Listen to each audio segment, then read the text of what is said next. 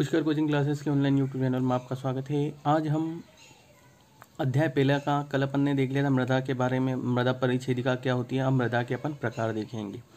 मृदा के प्रकार देखने के लिए आप देखते हैं यहाँ पे मृदा के प्रकार व वितरण। अब मृदा का प्रकार व वितरण क्या होता है। मृदा का वर्गीकरण अनेक विद्वानों ने किया। अब मृदा का वर्गीकरण जो अनेक विद्वानों ने किया है, भारत अपनी धरातली संरचना वनस्पति एवं जलवायु विविधता के लिए जाना जाता है। जलवायु विविधता के लिए जाना जाता है भारत भी। इस कारण भारत में मृदा को निम्नांकित रूप में वर्गीकृत किया गया है। इन सब के कारण ही मृदा को निम्न भागों में वर्गीकृत किया गया है। पहली मिट्टी आपके पास में जलोढ़ मिट्टी। इसे कांप, दोमट, कांचरी या चीका मिट्टी भी कहा जाता है। इसे कांप, दोमट, कांचरी या चीका मिट्टी भी कहा जाता है। यह मिट्टी हल्के भूरे रंग की होती है। खुदाई करने पर यह मिट्टी 490 मीटर की गहराई तक पाई जाती है। खुदाई करने पर यह मिट्टी 490 मीटर की गहराई तक पाई जाती है। इस मिट्टी में नाइट्रोजन, फास्फोरस वनस्पति अंशों की कमी होती है तथा पोटास व चूना पर्याप्त मात्रा में पाया जाता है। इस मिट्टी में चूना और पोटास पर्याप्त मात्रा में पाया जाता है। भारत में यह मिट्टी हिमालय से निकलने वाली 3 बड़ी नदियों सतलज, गंगा, ब्रह्मपुत्र और उनका सहायक नदियों द्वारा बहाकर लाई गई कांप मिट्टी से निर्मित है। इस मिट्टी के इन बारीक कणों को जलोढ़ कहते हैं। जलोढ़ किसे कहते हैं? मिट्टी के बारीक कणों को अपन जलोढ़ कहते हैं। ये भी याद रखना, आपको 1 नंबर पूछ सकता है। जलोढ़ किसे कहते हैं? मिट्टी के बारीक कणों को क्या कहते हैं? जलोढ़ कहते हैं। यहाँ पे दिया गया है मिट्टी के बारीक कणों को क्या कहा जाता है? जलोढ़ कहा जाता है। 1 नंबर पूछ सकते हैं जलोढ़ किसे कहा जाता है। इसलिए अपन इसको पढ़ना उचित समझते हैं, इसलिए मैं इसको पढ़ा के ही आगे क्वेश्चन कराता हूं। इस मिट्टी में विभिन्न मात्रा में रेत, गाद व चीका मिट्टी मिलती है। भारत के काफी बड़े क्षेत्र में भारत के काफी बड़े क्षेत्र में पाई जाने के कारण यह मिट्टी बहुत महत्वपूर्ण है। बड़े क्षेत्र में पाई जाने के कारण यह मिट्टी बहुत महत्वपूर्ण है। इसके अंतर्गत देश का, इसमें कुछ दिख नहीं रहा है, यह मिट्टी हिमालय से निकलने वाली सतलज, ब्रह्मपुत्र नदियों इनमें मिलती है। यहाँ तक का आप आगे देख लेना, पर यहाँ से जो मोस्ट चीज़ है वो आप देख लेना। इसे काप, दोमट मिट्टी या कांचरी मिट्टी कहते हैं। हल्के भूरे रंग की, खुदाई पर या 400 मीटर की 90 गहराई पर पाई जाती है। ये देखना। इसके बाद में यहाँ तक टिक लगा लेना अपनी बुक में। इस मिट्टी के इन बारीक कणों को अपन क्या कहते हैं? जलोढ़ कहते हैं। रेत, गाद या चीका मिट्टी होती है। ये भारत के काफी बड़े क्षेत्र में पाई जाती है। अब अपन अगली मिट्टी के बारे में देखते हैं, काली मिट्टी। क्वेश्चन ऐसे आ सकता, काली मिट्टी और जलोढ़ मिट्टी को समझाइए तो अपन दोनों मिट्टियों को अलग अलग से समझा सकते हैं। उसके बाद अपन देखते हैं काली मिट्टी। इस मिट्टी की रेगड़ या कपास वाली मिट्टी भी कहा जाता है। कपास वाली मिट्टी किसे कहते हैं? अपन काली मिट्टी को। ऑब्जेक्टिव में पूछ सकते हैं कपास की मिट्टी कौन सी है? काली मिट्टी। आपको पता होना चाहिए। यहाँ बिल्कुल टिक लगा लेना अपनी बुक में। कपास की मिट्टी को अपन काली मिट्टी कहते हैं। इसका रंग गहरा काला। इसका रंग कैसा? गहरा काला। कणों की बनावट कैसी होती है? बारीक व घनी होती है। काली मिट्टी आपने देखी होगी, बारिश में थोड़ा ही पानी लगने से कैसी होती है? चिकनी हो जाती है, बिल्कुल फिसलनदार हो जाती है। इसमें अधिक देर तक जल व नमी ठहर सकती है। अपने खेतों में यहाँ पर ज्यादातर मिलने वाली मिट्टी कौन सी है? यही मिट्टी है। अपने खेतों में अधिक देर तक जल व नमी ठहर सकती है। खेतों में भी यही वाली मिट्टी मिलती है अधिकतर। इस मिट्टी में चूना, पोटास, एल्यूमिनियम व लोहा पर्याप्त मात्रा में पाया जाता है। ये लोहा पर्याप्त मात्रा में पाया जाता है, किंतु फास्फोरस, नाइट्रोजन और जीवाश्म का अभाव रहता है। फास्फोरस, नाइट्रोजन और जीवाश्म का क्या रहता है? इसमें अभाव रहता है। इसमें रासायनिक तत्वों की मात्रा अधिक होती है। इस मिट्टी में रासायनिक तत्वों की मात्रा अधिक होती है। सूख जाने पर इसमें दरारें पड़ जाती है। आपने काली मिट्टी सभी ने देखी होगी, सूख जाने पर उसमें क्या हो जाती है? दरारें पड़ जाती है। अब खेत में पानी भरा गया, उसके बाद सूखेगा तो उनमें देखना आप काली मिट्टी वाले खेत में उनमें दरार पड़ जाती है।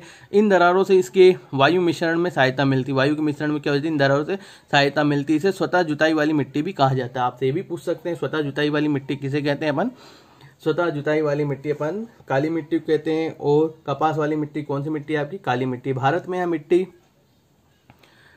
में यह मिट्टी गुजरात से अमरकंटक तक, बेलगांव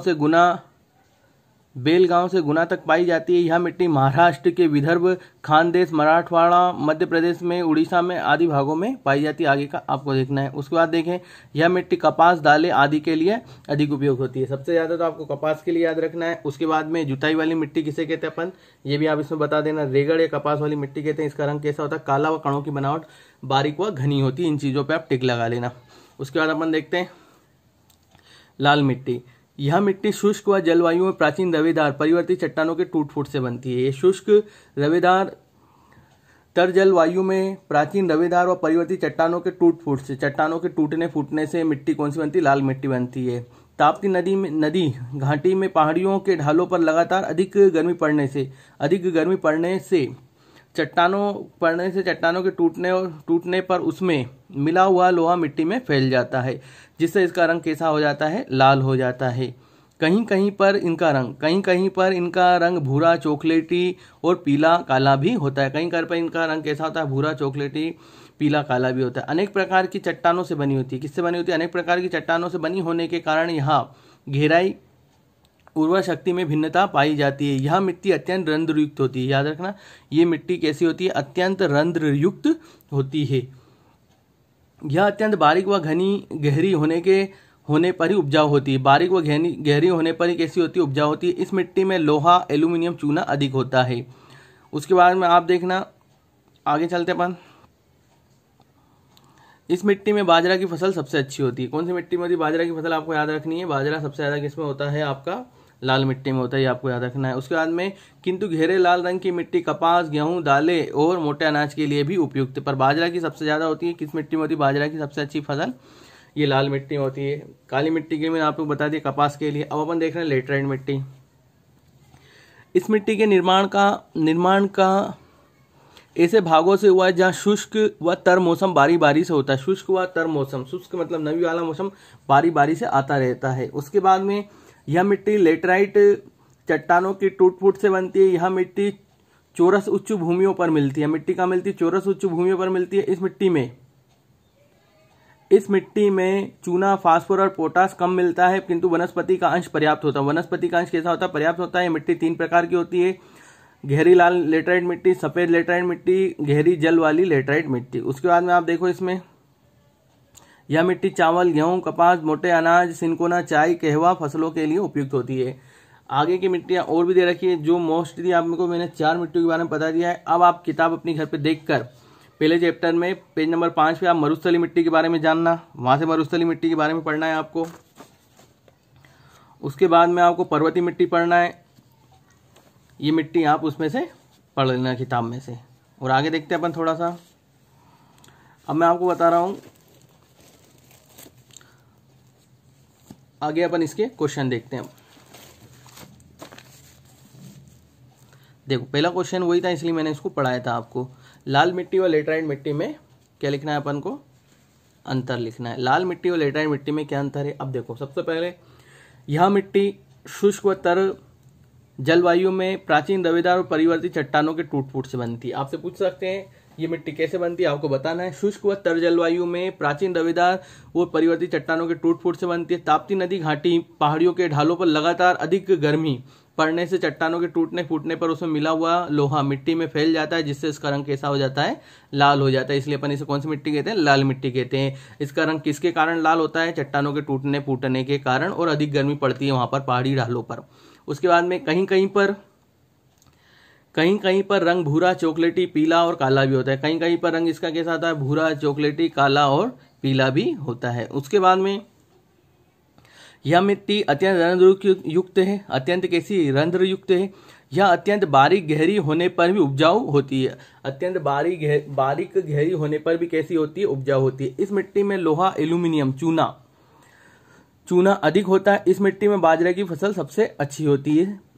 इस मिट्टी में आपको याद रखना, बाजरे की फसल अच्छी होती है, किताब में बताया मैंने आपको। किंतु गहरे लाल रंग की मिट्टी कपास, गेहूं, दालें, मोटे अनाज के लिए भी उपयुक्त है। कपास, गेहूं, दालें, मोटे अनाज के लिए भी उपयुक्त है। अब जैसे अपन ने इतना पढ़ा है, आपको इसको कॉपी में नोट करने के लिए इतना स्क्रीनशॉट ले सकते हैं। उसके बाद में अपन इसको आगे देखते हैं। आगे क्या दी गई है अपन को? लेटराइट मिट्टी।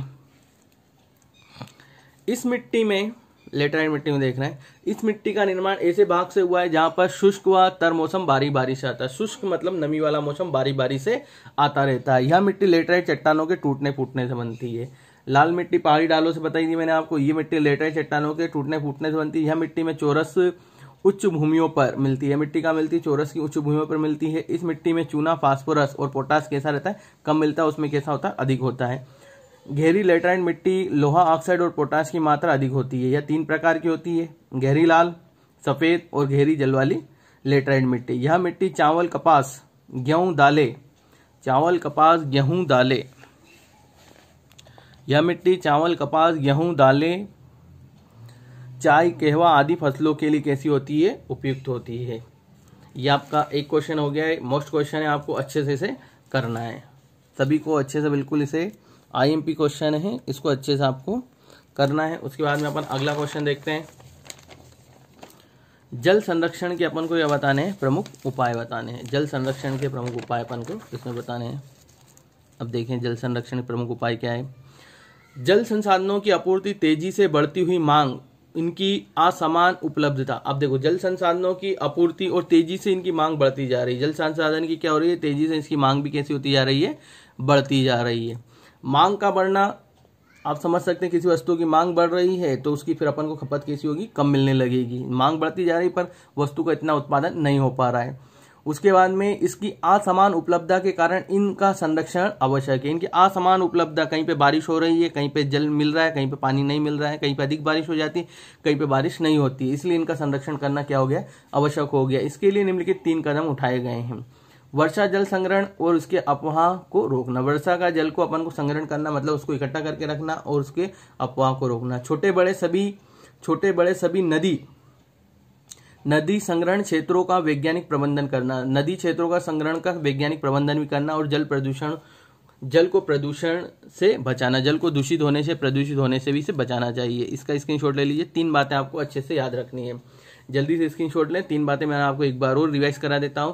वर्षा जल संग्रहण, उसके अफवाह को रोकना। पहला पॉइंट दिया गया, वर्षा जल संग्रहण, उसके अफवाह को रोकना। छोटे बड़े सभी नदी जल संग्रहण क्षेत्रों को वैज्ञानिक प्रबंध करना।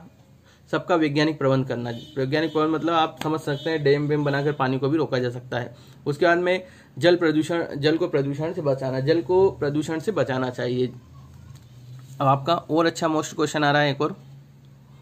वर्षा जल का संग्रहण क्यों जरूरी है? वर्षा का जो पानी होता है उसका संग्रहण इकट्ठा करना क्यों जरूरी है?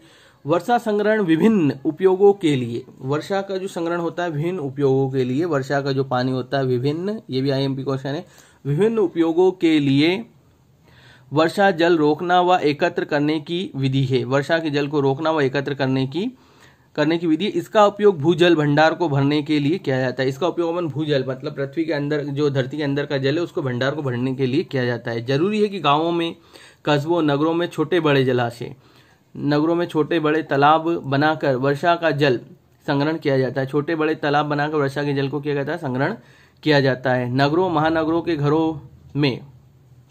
घरों की नालियों के पानी गड्ढे बनाकर एकत्र किए जा सकते हैं। पानी को एकत्र किया जा सकता है गड्ढे में डालकर। उसके बाद में वर्षा के पानी, आगे दिया, वर्षा के पानी का बाद में उत्पादक कामों में इस्तेमाल किए जाने के लिए इकट्ठा करने को वर्षा जल संग्रहण कहा जाता है। वर्षा का जो पानी है बाद में, वर्षा के जो पानी है उसे बाद में उत्पादक कामों में या कार्यों में इस्तेमाल करने के लिए इकट्ठा करने को वर्षा जल संग्रहण कहा जाता है। उसका जो वर्षा का पानी होता है उसे इकट्ठा करना, उसको बाद में काम में लेना वर्षा जल संग्रहण कहलाता है।